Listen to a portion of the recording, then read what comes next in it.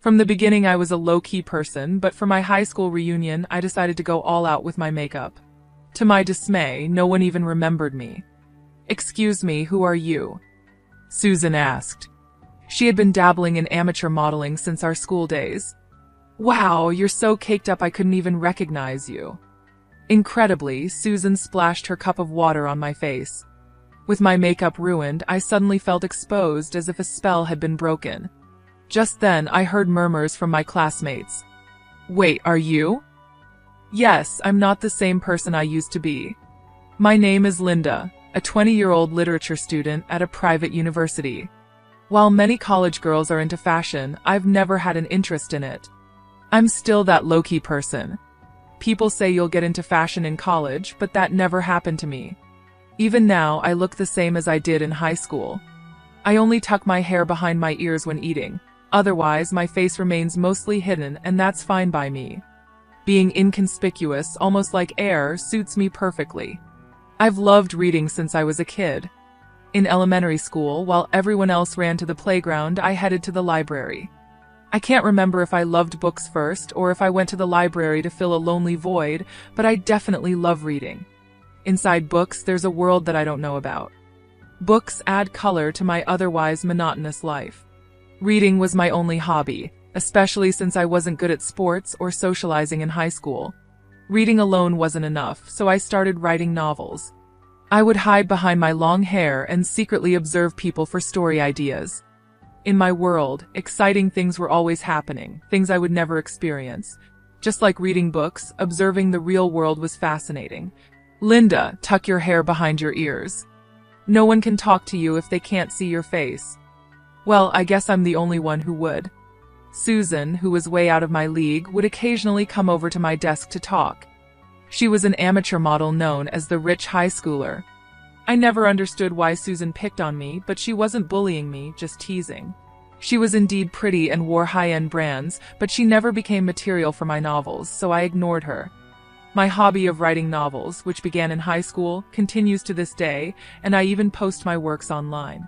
One day after college, I dashed off to a publishing house in Boston.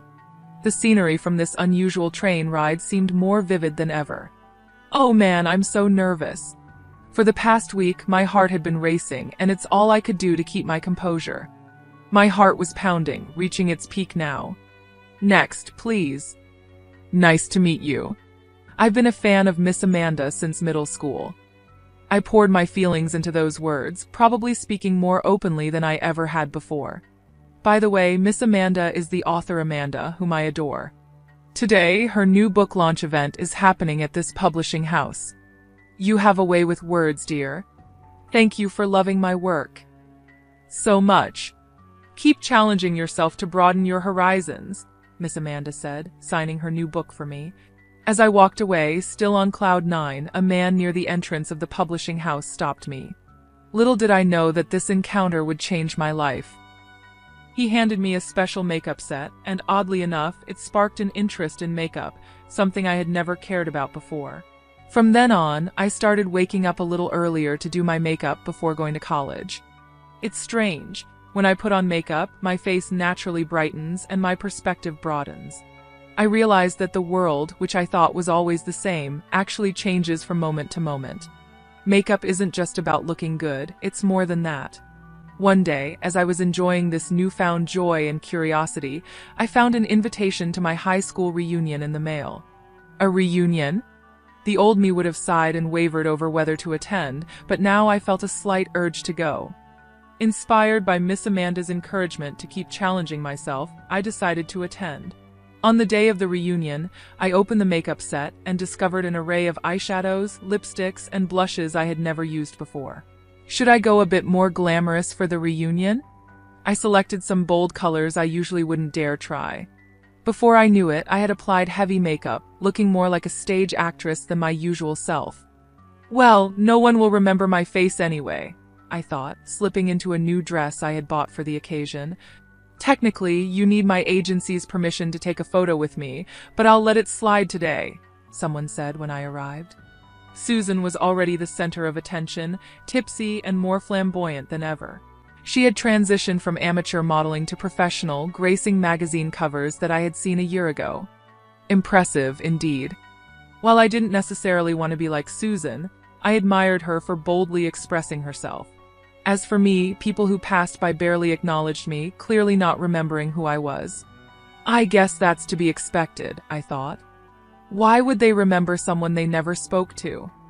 It's a predictable reaction. I felt the pang of sadness. Excuse me, who are you? Susan, noticing me standing at the entrance, sauntered over with a cup of water. She peered closely at my face, chuckled, and then, in an instant, something cold splashed across my face. Hey, what are you doing? In a blink, I was soaked. Susan had tossed water from her cup onto me. The room fell silent. I can't even recognize you with all that overdone makeup, Susan's voice rang out, unbothered by the reactions around her. She showed me the empty cup with a laugh. What just happened? It's so cold. What does my face look like now? I dabbed at my face with a handkerchief, only to see it smeared with makeup. So my makeup is ruined, I thought. I suddenly felt exposed, as if a spell had been lifted. Then I heard murmurs from my classmates. Hey, haven't we seen her on TV? Wait, are you related to Thomas? Before I knew it, a crowd had gathered around me. Susan looked even more surprised. And at a loss for words, you see, I had recently made my TV debut. On my way back from Miss Amanda's book launch, I had an unexpected encounter with Thomas, a world-renowned makeup artist. He had been conducting an interview in another room at the publishers. Thomas's show is a top-rated program in the beauty genre, and even I, despite knowing little about beauty, had heard of him. When he approached me near the entrance after the event, I was stunned. I'm borrowing her, he said, grabbing my arm and leading me to an empty conference room, unfazed by my surprise. Don't worry. I'll give you a makeover. Thomas seated me, removed his glasses, and transformed my look in just a few minutes. Finally, he styled my hair. Take a look. I was stunned when I gazed into the hand mirror he handed me. Wow, I look beautiful. Even the staff from the publishing house were taken aback by my transformation. How about becoming my exclusive model? What? Exclusive model? I instinctively shook my head at the unexpected offer. Why not? Meeting you here today is fate. I'm so proud of how stunning you look with my makeup. Let's inspire women around the world together. I was grateful for the incredible makeover and thrilled to meet someone so renowned, but the idea of standing out made me uneasy. I've always lived my life avoiding the spotlight and felt comfortable that way. Sensing my hesitation, Thomas slowly shook his head. You should believe in your potential and have the courage to step into the wider world. Think about it. With that, he gave me his contact information and a custom makeup set. That's the makeup set I'm using now. 4 days afterward, Thomas's words lingered in my mind. Not just him, but Miss Amanda had also encouraged me to broaden my horizons and embrace new challenges. Maybe it was time to give it a try. I made up my mind and called Thomas. From that moment on, I entrusted everything to him. One thing led to another, and I became a regular model on Thomas's show. On the show, I revealed my bare face and underwent a stunning transformation thanks to his expertise. It seemed that someone here had seen that episode. Oh, it's Linda. You're Thomas's exclusive model. That's amazing. Tell us your story. My classmates began to crowd around me, eager to hear more. I have a better modeling career than you, Susan's voice, dripping with resentment, cut through the excitement. She glared at us from the edge of the group. My classmates, who had witnessed Susan splash water on me, exchanged looks of disdain. You should thank me. I'm the one who took off your overdone makeup so people could actually recognize you. Susan showed no sign of remorse. That's when Charles, the class heartthrob, stepped in front of her, brandishing his phone.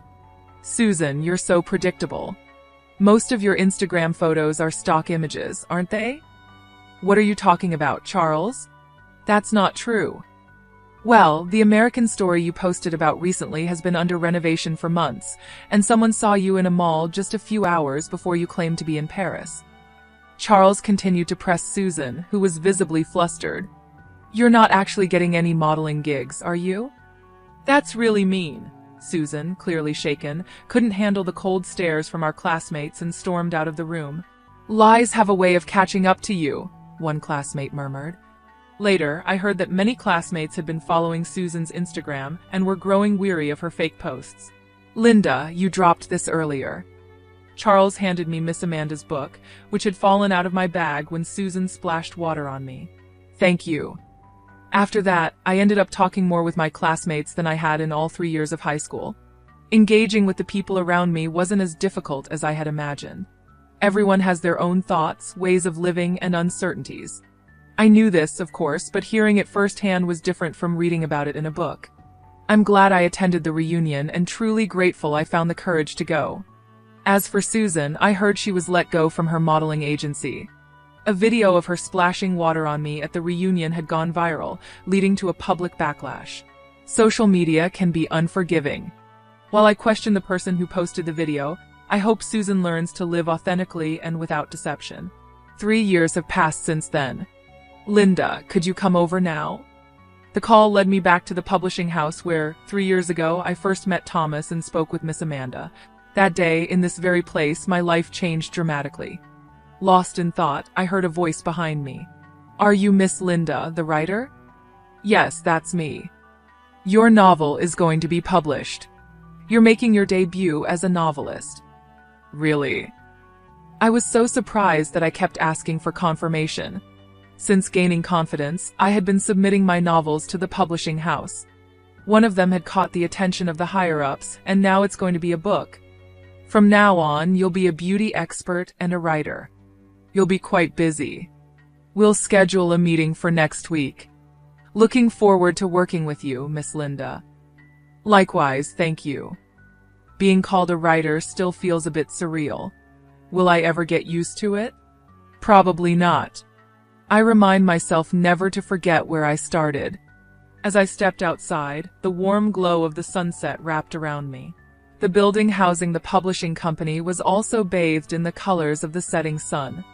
This place holds a special significance for me. I'm grateful I took that courageous step back then. Otherwise, I might still be hiding behind my hair, confined to a limited world. I wouldn't have been able to witness this beautiful view or be part of the exciting things unfolding around me. Books remain my cherished companions, but now I want to write stories that inspire those who, like me, need a bit of courage. Facing the setting sun, I made that resolution. Good morning. Good morning. I hope we find a great venue today. Yeah, today I'm out venue hunting for a wedding with the man who recently proposed to me. Charles, whom I reconnected with at the reunion 3 years ago. He's the one who picked up the book I had dropped. Since then, we've stayed in touch and discovered a shared love for reading, especially Miss Amanda's books. Charles, once the class heartthrob, turned out to be someone I truly connect with. Being with him makes my heart race.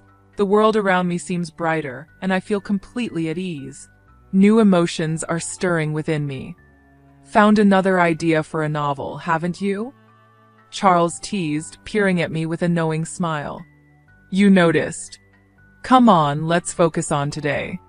No work talk. Our wedding is our own special story. Let's not turn it into a novel. Oh, come on, let's share our happiness.